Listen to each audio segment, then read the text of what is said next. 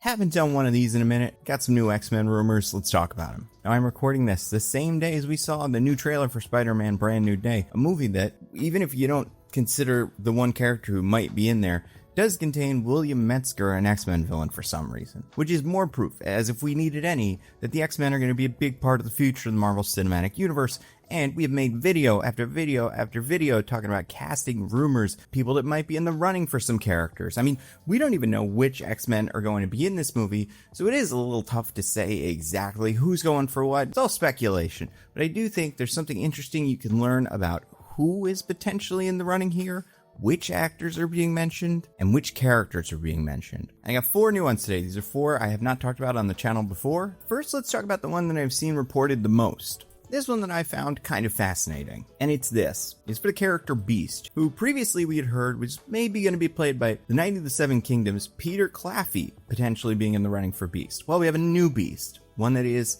similar but different. Real quick, so we have it on the record. Peter Claffey is 29 years old and he's 6'5". The new Beast we are looking at, the one that's part of this rumor, is Beef Season 2's Charles Melton. So there's a lot of things you might know Charles Melton from. Easy one. He was on Riverdale. He was the replacement Reggie. Now, he was also in that movie Warfare, which I did not see, but he was in it. He was in Beef, the new season. He played one of the 4 leads alongside Caitlin Spaney, Oscar Isaac, and Carey Mulligan. And then I would say perhaps one of his biggest roles, played Joe in May December. And it's the biggest roles there because May December was an incredibly well-received movie where he played a surprisingly big role very well. Because if you look at the poster for this movie, it's got Julianne Moore and Natalie Portman. It's about these 2 women. One is the subject of a movie, and one is the actor that is going to play her in the movie. But what's interesting about this woman is she was part of a Mary-Kate Letourneau situation where she is, I'll just describe this based on the Wikipedia page here, a sex offender who has been in a 24-year relationship with her husband, Joe, which began when he was 13 and she was 36. And like the Wikipedia page says, not a direct adaptation, but it is very much mirroring the Mary-Kate Letourneau scandal. But so those 2, obviously Natalie Portman, Julianne Moore, incredible stars, both did incredible work in this movie. But the 3rd lead, Charles Melton, who played Joe, the husband, gave a performance and made everybody go, oh, this guy's a star. Like, sure, we mostly know him from Riverdale at this point, but like he was able to bring so much nuance, so much sympathy to that character that like it was a matter of time before he gets snapped up in one of those movies. Add to that he was in Beef and he plays a personal trainer. So he's in excellent shape. Now, Beef is an important movie to understand in this context because the creator of Beef, Lee Sung-jin, is writing the X-Men movie. This is the first little connection we have like this, where, hey, this person's writing this role, and oh, maybe they're writing it for an actor very much like Charles Melton, who they have written successfully before, who is great in Beef, and hey, maybe if he's interested, he takes this role.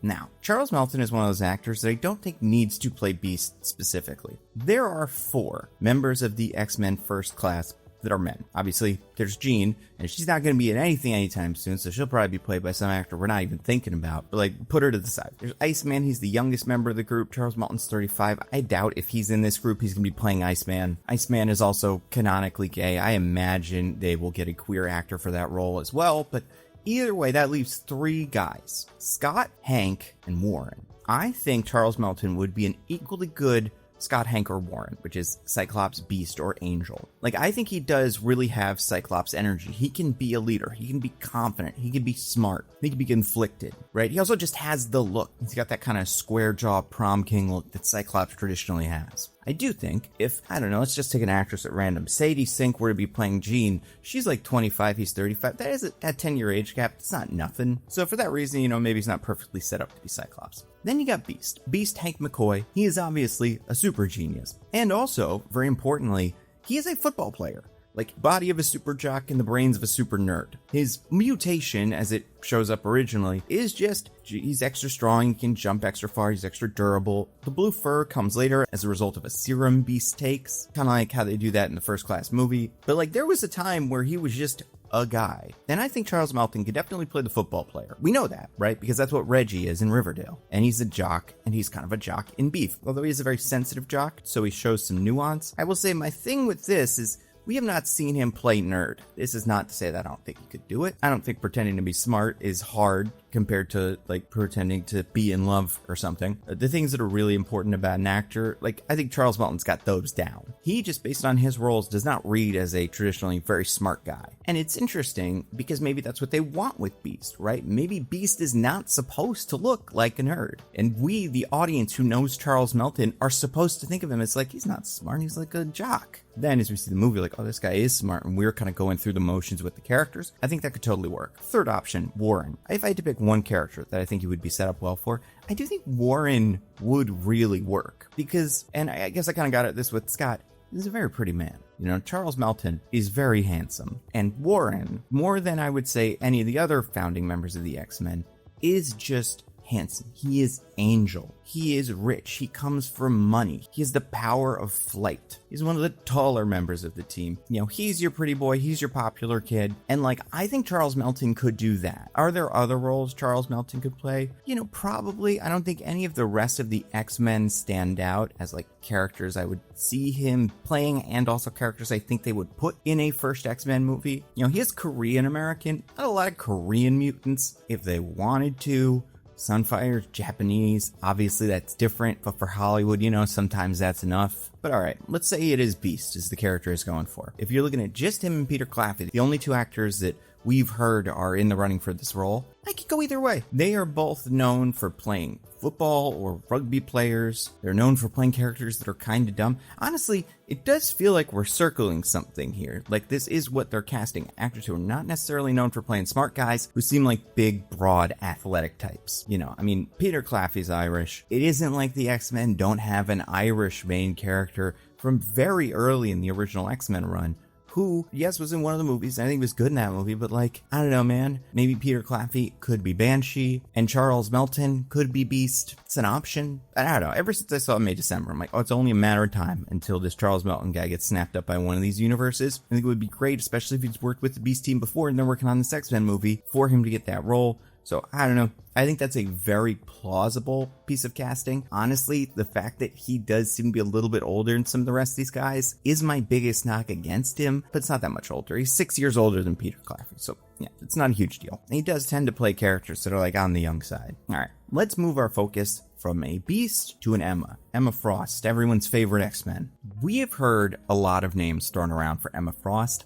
I am not convinced about any of them. My main reason why is because of the role Emma Frost is going to play in relation to these other characters. Emma Frost was introduced as a member of the Hellfire Club, which, sure, that was how she started. Where I think this character really got going, besides when she was in the Hellfire Club, she was like kidnapping mutants. But like when she was in charge of Generation X, I feel like the Emma we like know and love started to form. Then obviously she would go on to the regular X-Men. And since then she's been a big part of the team. To the point where like now she's in charge of the school in the comics. But okay, so if she is in the Hellfire Club and she is kidnapping young mutants, like the New Mutants, like when she is introduced, it feels like she is a little bit older than the rest of the X-Men. She's not necessarily the same age as Professor X, but she feels like she's right in between Professor X and Scott. Like if you say Scott's maybe 25, Professor X is maybe 40, she's like 30. And I know the X-Men all have canon ages, but it's really about like when you take the sliding time scale away and just go, okay, how old does this character feel compared to this character? Like Jean should always feel older than Jubilee. Jean's also older than Kitty.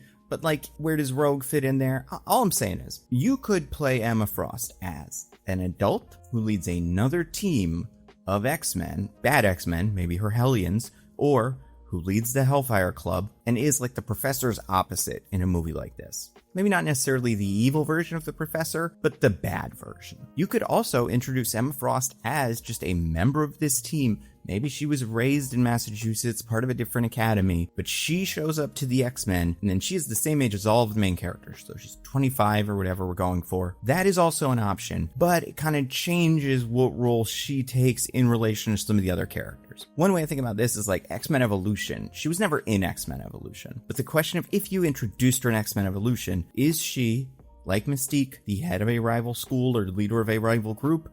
Or is she a girl that shows up at the school that can be in a love triangle with Scott and Jean, because obviously fans love that. That's a very fun thing she did. Does she immediately join the team? Emma Frost is complicated. That's why we love her. All this to get to the fact that I have no idea what they're looking for with her. I've seen a few names thrown around. I don't know which ones are more or less legit. The one I want to talk about now is Samara Weaving. I think she's terrific. I think she's very funny. People probably know her from Ready or Not 2, Babysitter movies, Bill and Ted 3, and obviously her star-making role. She was Scarlet in that Snake Eyes movie that nobody watched. I mean, listen, I watched it. It wasn't very good. Crazy cast, though, when you look back. Like, not just Andrew Koji, also had Iko Uwais and Takahiro Hira. But anyway, Samara Weaving, I think she's found a really good place for herself in Hollywood right now. She's getting a lot of work, doing a lot of different things, a lot of comedies, a lot of horror. She's 35 years old. She's Hugo Weaving's niece, so, she kind of knows one of these guys. That always helps. I actually think she'd be a really interesting Emma Frost for a couple reasons. Number one, she's got the look, blonde. Not that the Emma Frost won't be wearing a wig or anything like that, but still, kind of looks like Emma Frost. I feel like she is known for playing characters who are aggressive, tough survivors. That's why Emma's secondary mutation is because she's a diamond. It's because she's a survivor created by pressure. And she definitely feels like the kind of actor that, if asked, would join a cast like this. I think there's a lot of women in her age range that could do Emma Frost, and it would be interesting. Elle Fanning, who is, to be fair, younger, but still, in that range, I think she could totally do it. Hunter Schafer, I've heard a lot of people throwing Hunter Schafer up for Mystique, which I understand. I think it's cool. I don't like it, mostly because if we have a Rogue who is in her 20s, like the rest of these guys are, even though Mystique doesn't age and stuff, if Mystique is going to be Rogue's mom, I think she should feel like her mom. She should be a generation removed from these guys. But that's just me. And again, it is complicated to kind of place a lot of these characters, but Mystique's an easy one because she is related to another character in this movie, potentially. The other character I could see any of those three playing is Polaris. It seems like, based on X-Men 97, the X-Men comics from like Krakoa forward, Polaris might be a big part of the story of the X-Men. Jean is your main X-Woman, sure. You've got Rogue, you've got maybe Dazzler, maybe Shadowcat, maybe Jubilee. Polaris makes about as much sense on that team as any of the rest of those guys. She's got a really fun look. She was only ever on the TV show. She was never in a movie before. It's a good way to play with Magneto's powers without having to actually use Magneto. Not that I don't think they'll use Magneto as quickly as they possibly can. But I don't know. I was thinking about what other character could these actors play, and it's Polaris. But then let's talk about the last one. This is two actors that are up for the role of the same character. There is no guarantee any of these characters are in this movie. But this one, I would say, more than Beast, maybe less than Emma Frost, is like up in the air. So I think there's a good chance Beast is in this movie. And I think Emma Frost is a maybe. She's very popular, clearly, if you read comics or play video games or anything like that. Like, she's everywhere. But she's not like a core X-Men member. You would need her for a movie like this. But if you want a villain, I made a whole 45-minute long video, however long it was, about why I think Mr. Sinister would be the best first villain for an X-Men movie. And it seems like other people agree with me. I am not alone in this thought, because there are rumors that Mr. Sinister might be the first villain in the X-Men movies. Makes sense. Probably won't be the only one in the first movie. I might have a pitch for that I'm working on. It's probably going to take a little bit of time. But then they'll have to cast a Mr. Sinister, and there are a lot of different actors that could do this, because you can go a lot of different ways with Mr. Sinister. Two have come up in the last couple of days that I think are really interesting. One, Josh Hartnett. Everybody remembers Josh Hartnett from either Trap or Oppenheimer. He had a whole career before that. He was in that Pearl Harbor movie. He's going to be in that Verity movie later this year that I think is going to be a pretty big hit. And if you just look at Oppenheimer and Trap, he is an actor who can play characters who are devious, dangerous, powerful, right? Charming, smart, but you can't trust him, right? That's what I would say connects the Trap character, the Oppenheimer character, the Verity character. Not to spoil Verity because I haven't read it, but I know that's kind of the vibe. You don't know who's telling the truth, whatever. My main knock against Hartnett, because he's 47, which is the perfect age for this. It has nothing to do with age. He's American. Mr. Sinister, Nathaniel Essex. Even though in the cartoons, he is played like he is a vampire man, speaking into a fan, just like sounds super robotic, whatever. He is supposed to be a character from Victorian London. He is a contemporary in the comics of Charles Darwin's. Now, obviously, he traveled. A lot of time passed. Maybe he lost the accent. And sure, that may be true, but I like this character to feel worldly. Like he has been around. He's been everywhere. Josh Hartnett does not sell that. He is from Minnesota. In my Magneto and the Brotherhood of Mutants pitch, I cast him as my Cameron Hodge because I think he's great as like a government stooge. Like, I think he could be a Senator Kelly. I think he could be a William Stryker. I think he could be a much tougher than you would expect version of like Arcade. But I don't know, I just want my Sinister to feel like he's been around. He's been everywhere. And I feel like coming in as Josh Hartnett, I just don't see that. That being said, he's a solid actor. It would certainly be interesting. I also don't think he's quite a huge name. Yes, I mean, Trap was big. Like I said, I think Verity's going to be pretty big. But I don't think he reads as the kind of like super A-list talent that tends to get cast in Marvel movies as the villain. One-off villains in Marvel movies are frequently like a huge get, right? Like Harrison Ford in Captain America Brave New World. Emma Corrin in Deadpool and Wolverine. They had a ton of heat coming off of The Crown. Then after that, they do the Nosferatu movie. Like right as Succession ends, Deadpool and Wolverine picks up Matthew McFadden, who is one of the breakout stars of that show. Like, we all remember how big of a deal Jonathan Majors was, Ant-Man and the Wasp: Quantumania, and he was supposed to stick around for a while. All I'm saying is, while a lot of the time, Marvel does pick up talent that's like on its way up for these hero roles, right? Like Tom Holland wasn't a big deal before Spider-Man. Wyatt Russell, David Harbour, these guys weren't household names. While they frequently do that, they also are really good at picking one-off villains, getting actors who are in a great spot in their career, giving them a role, saying, go crazy, this is going to be really memorable, we'll probably kill you at the end, and maybe we'll bring you back in 20 years if people want to see you again. And then that actor can go on and do other stuff. They don't have to be tied to this role. That is why when I made my Who Should Be the Villain in the First X-Men movie video, for the thumbnail I had commissioned, I asked for a Magneto played by Jason Isaacs, a Mystique played by Jodie Comer, and a Mr. Sinister played by Wagner Moura. I would say American actors probably know Wagner Moura from one of about 4 roles. There's a chance last year you saw The Secret Agent. It was a huge awards darling last year. You got Civil War, it was a pretty big hit. Played Pablo Escobar in the series Narcos. And then, if you're me, and a lot of people, you would remember him as the voice of the wolf in Puss in Boots: The Last Wish. And like, in case this isn't clear, Wagner Moura was nominated for Best Actor last year. While I don't think he was ever a favorite, I think he was always in the running. He won Best Actor at Cannes for that role. He won the Golden Globe for Best Performance by a Male Actor in a Motion Picture Drama. Like, he's having an incredible year. And what are 2 of his biggest roles? The Wolf Who Represents Death and Pablo Escobar. I think he's very charismatic. I think that's one thing I do really want from MCU Sinister. He is a campy villain. He wasn't always written that way, but definitely the 2000s, 2010s, like this character was written as more of a showman who's having fun with it. I think Wagner Moura has a lot of that. He's got a lot of gravitas, but also a lot of charm. Good at playing villains. And then Wagner Moura is Brazilian. And I think the idea of a South American Sinister is very interesting. Not necessarily a Sinister who was born in South America, but a Sinister who spent a lot of time in South America. For 2 reasons. Number 1, he's a contemporary of Charles Darwin. Charles Darwin famously went to the Galapagos Islands to research evolution.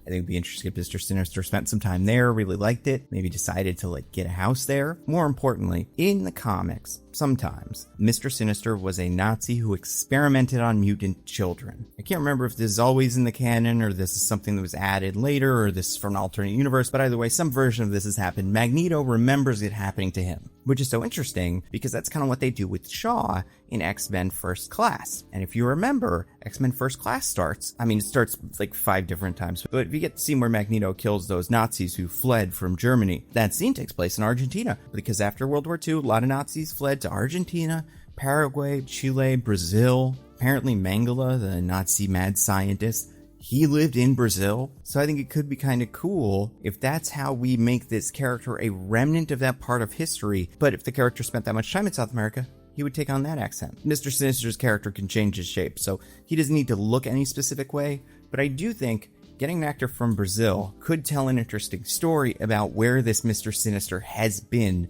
since, the 1800s. Like, what journey has this character taken? I also think it just kind of looks like him. Like, I do think he has the look. Again, these are all rumors. Everything we talked about in this video is like the highest, flimsiest level of rumor. But if there's one I really like, it's this. I would love to see Wagner Moura playing Mr. Sinister in an X-Men movie. Because A, I think it'd be really fun. And I think if we're casting Wagner Moura, that means we are going to get a Sinister who is a little campy, who's having fun with it. But 2, if they cast Wagner Moura coming off of The Secret Agent, that would show me that like, oh, Marvel's serious about this and this character. Like, he's going to be a big deal. He could be the Loki of these movies, because they would have had to convince this actor with a very good script and like, this is a fun character, it's going to be iconic, like whatever it is that Wagner Moore would need to hear. Like if they got him, it would make me feel like they had something good to give him. We will see. And this could all change. There could be new information that comes out tomorrow. I have no idea. But these villains, casting these X-Men villains, is going to be really interesting. Especially Mr. Sinister, because you can play him a lot of different ways. Like I said, he can be campy. He also can be just a demon. Which reminds me of a video I watched by a channel called Curious Archive. They have a series called Gods and Monsters, and in every episode, they look at a specific piece of folklore, like the devil or Cthulhu, and say, like, where did the idea behind that come from? Like, obviously, the devil, part of it comes from religion, but it's not all of it. A lot of it comes from popular culture, and it's interesting to see how those two came together to make what we consider to be like the modern devil. So you can watch that video, along with tons of others. All my videos are early and ad-free exclusively on this video sponsor, Nebula. Nebula is a subscription streaming platform that I and a bunch of other YouTubers you probably already love helped to create. First thing that's important, all of our videos go up there early and ad-free. So if you want to be the first person to see one of my Nando V movies or Nando Cut videos, Nebula is for you. And then there are series like Jetlag or Tom Scott's England, where they go up on Nebula a week before they go anywhere else. Then we also have Nebula exclusive series of videos, like Tom Nicholas has a series called Slow News Day. Captain Midnight has a series called Showrunners, where he looks at different people that have created television shows. The first episode is about Rod Serling in The Twilight Zone. The second episode is about Vince Gilligan in Breaking Bad. Looks at the journey of how they got to where they were and how that shaped the series they would showrun. And then Curious Archive's Gods and Monster series looks at these different legendary creatures from religion and mythology and talks about how the ideas of those creatures has evolved over time and they've turned into pop culture characters. So you can find all that great stuff exclusively on Nebula. And a year of Nebula is already a steal at $60 a year. That is $5 a month. But if you go to go.nebula.tv/thenandocut, you can get Nebula for just $2.50 a month. That is $30 for the year. It's an awesome deal. Go check it out. I guarantee there is a creator you already love who's part of Nebula. And if you spend some time on Nebula, I bet you'll find your new favorite creator. After me, of course. Your second favorite creator, because I'm your favorite. Don't correct me. Again, that is go.nebula.tv/thenandocut. Keep an eye out for more X-Men casting. Until then, stay safe. I'll see you around.